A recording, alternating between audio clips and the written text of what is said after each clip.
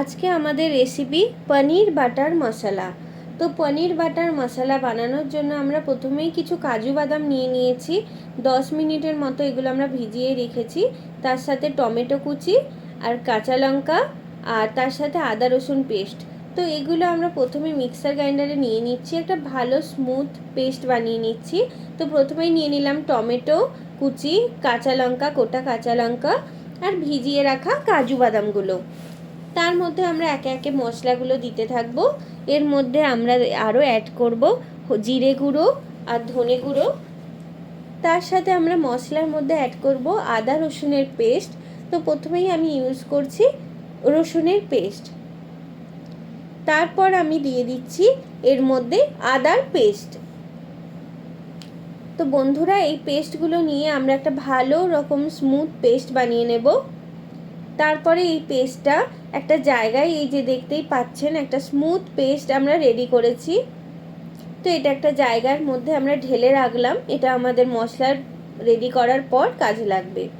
তো চলুন আমরা তার মধ্যে পনিরটা কেটে নিই। তো এটা আমাদের 150 গ্রামের মতো পনির আছে। তো এই পনিরটা আমরা কিউবিকস করে কেটে নিচ্ছি। তো আপনারা চাইলে আপনাদের পছন্দ মতো কেটে নিতে পারেন। এগুলো ছোট্ট, খুব একটা মাঝারি সাইজের আমি কাটছি যাতে আমার রান্না করতে অনেকটা সুবিধে হয়। কারণ অনেক সময় ছোট ছোট পিস করলে কি হয়, যখন মশলাগুলো কষিয়ে পনিরটা দেব তখন জিনিসটা খারাপ হয়ে যায়। তো সেই মতো আমি একটু বড় বড়ই পিস করছি, আপনারা চাইলে আপনাদের পছন্দ মতো পিস করতে পারেন। তো আমার পনিরগুলো কাটা হয়ে গেছে। তারপরে আমি কড়াইয়ে তেল দিয়ে কড়াইটা গরম করতে দেবো একদিকে। তো আমি খুব কম তেল আর মশলা দিয়ে রান্নাটা করতে চাইছি, যেহেতু ডেলি বেসিসে এটা আমি রান্না করি, মাঝে মধ্যেই করি। তার জন্য আমি চাইছি যতটা কম তেল ইউজ করা যায়। তো এখানে আমি মাস্টার্ড অয়েল ইউজ করছি আর পনিরগুলো দিয়ে হালকা নুন, হলুদ আর লঙ্কার গুঁড়ো দিয়ে এগুলো ভেজে নিচ্ছি।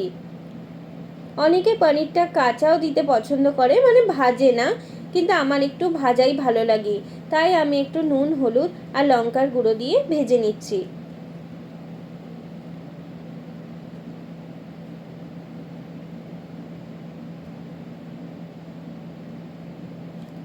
এরপরে ভালো করে নাড়াচাড়া করে আমি পনিরগুলোকে একটা পাত্রের মধ্যে ঢেলে নেব।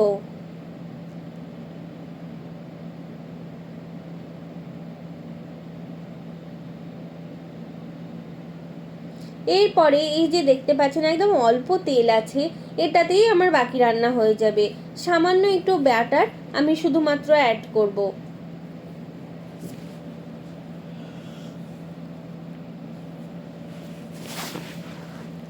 এর মধ্যে বাটারটা দিয়ে এর মধ্যে আমি দিয়ে দেব গোটা জিরে আর অল্প পরিমাণে রসুন গ্রেট করে এটার মধ্যে আমি দেব।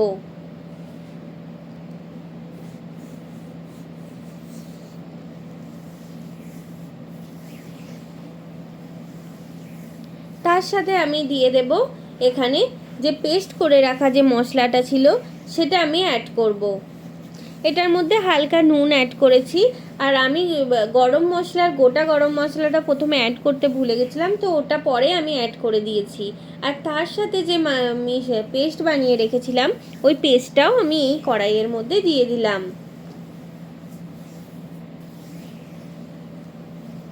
এখানে আপনি পেঁয়াজ কুচি ইউজ করতে পারেন রসুন গ্রেট করে দেওয়ার পরে, কিন্তু আমি যেহেতু এটা নিরামিষ বানাচ্ছি তো আমি পেঁয়াজটা অ্যাভয়েড করে গেলাম। আপনারা যদি চান এখানে পেঁয়াজ কুচিও অ্যাড করতে পারেন, সেক্ষেত্রে টেস্টটা আরও একটু অন্যরকম আসবে। তো এরপরে আমি একটু নুন অ্যাড করলাম আর তার সাথে একটু হলুদ গুঁড়োও অ্যাড করলাম। তো এই যে স্টেপটা, এটা হচ্ছে খুব ইম্পর্টেন্ট স্টেপ। এইখানে আপনাদের খুব ভালো করে মশলাটা কষাতে হবে, কারণ এখানে কাজু বাদামের পেস্ট আছে, তো মশলাটা বারবার তলায় ধরে যাবে।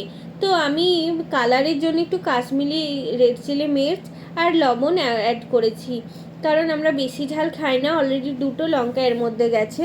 তো আমরা সেই অনুযায়ী শুধু কালারটার ওপরে জন্যই লঙ্কাটা অ্যাড করলাম। তো আপনাদের পছন্দ মতো যদি ঝাল খেতে ভালোবাসেন আর একটু ঝাল অ্যাড করতে পারেন। এরপরে আমি মশলাটা কষানো হয়ে গেলে এখানে একটু জল অ্যাড করলাম। মশলাটা প্রচণ্ড ঠিক হয়ে গেছিলো। দেন আমি একটু, কিন্তু এটা আপনারা ওয়ার্ম ওয়াটার ইউজ করবেন। তাতে টেস্টটা অনেক বেশি ভালো আসবে। তো এরপরে মশলা কষানো প্রায় 10 মিনিটের মতো মশলা কষানোর পর এর মধ্যে পনিরটা অ্যাড করে দেবেন।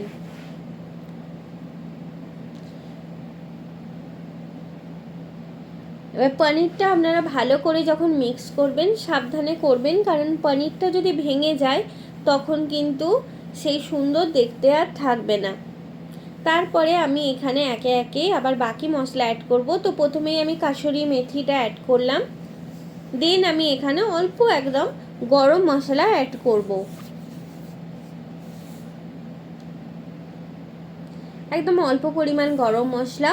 দেন আমি ক্রিম আর বাটার ফ্লেভারের জন্য একদম অল্প পরিমাণে এখানে অ্যাড করব।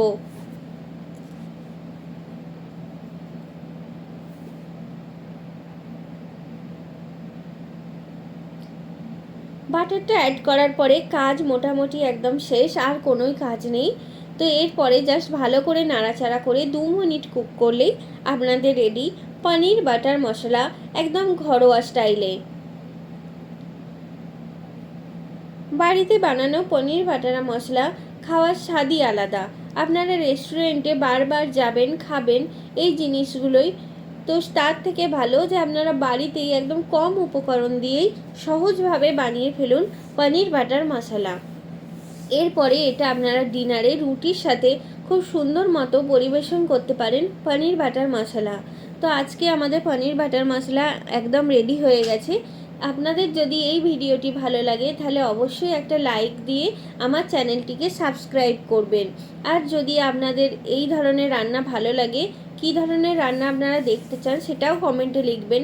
আর আমাকে যদি কোনো টিপস দেওয়ার থাকে সেটাও আমাকে কমেন্টে অবশ্যই জানাবেন আমার ইমপ্রুভমেন্টের জন্য। আমি তো রোজ এরকমভাবেই কিছু না কিছু বানাই, তো আপনারাও জানাতে থাকবেন আপনাদের কি ভালো লাগে দেখতে, তাহলে আমিও তেমনভাবে আবার নতুন ভিডিও নিয়ে আপনাদের কাছে চলে আসব। আজকের মতোই এখানেই আমার ভিডিওটি শেষ করছি। ভালো থাকবেন, সুস্থ থাকবেন, ধন্যবাদ।